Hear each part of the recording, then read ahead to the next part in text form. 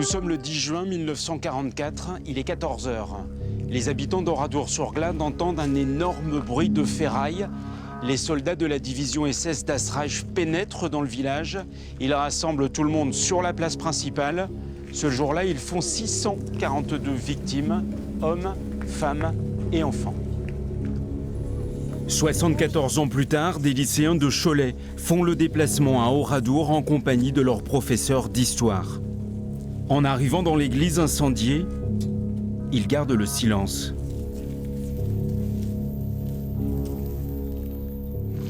Alors, si j'ai bien compris, il y a une caisse d'explosifs, c'est ça, au milieu de l'église, pour lancer donc, une explosion et des gaz toxiques. Ouais, je sais pas, un sentiment, des frissons, c'est pas très plaisant. Moi, je vais sortir un peu.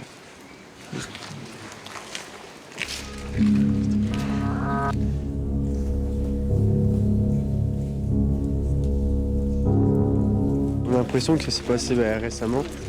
Avec la vue, c'est vraiment resté comme c'était. Au fond, ça fait quoi, 70 ans?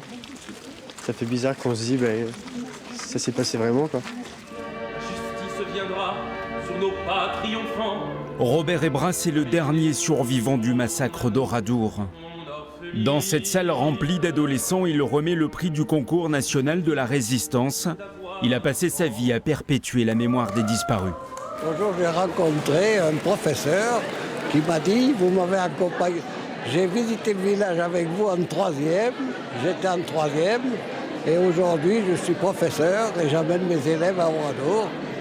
Il me dit, je crois que c'est grâce à vous si je suis devenu professeur d'histoire. Ça vous rend fier? Oui, ça me rend fier, oui, je suis très heureux. Une fois que les témoins directs du drame auront disparu, il restera le centre de la mémoire pour témoigner de la barbarie nazie. Bientôt, les visages des martyrs s'afficheront ici même, dans le tunnel qui mène au village. On se rend compte par ces visages que ce sont des gens qui ont vécu, ce ne sont pas que des noms, quoi, sur un mémorial. Le portrait de chacun des martyrs est apposé sur des plaques en porcelaine. Celle-ci est magnifique. C'est vraiment chouette. Richard Jezerski est le directeur du Centre de la Mémoire. Ceux qui ont connu tous ces villageois ont travaillé plusieurs jours pour leur redonner un nom. En retrouvant les photos, chacun a bien vérifié que c'était bien les noms des victimes, pour pas qu'il y ait de confusion sur des visages et des noms, parce que ça a pu arriver. Donc il a fallu remettre dans l'ordre un certain nombre de choses. Quand on vient pour la première fois à Oradour, on ressent un frisson, une vraie émotion. Et comme l'a dit le président Macron, citant lui-même un grand philosophe, Oradour, c'est un viatique pour l'éternité.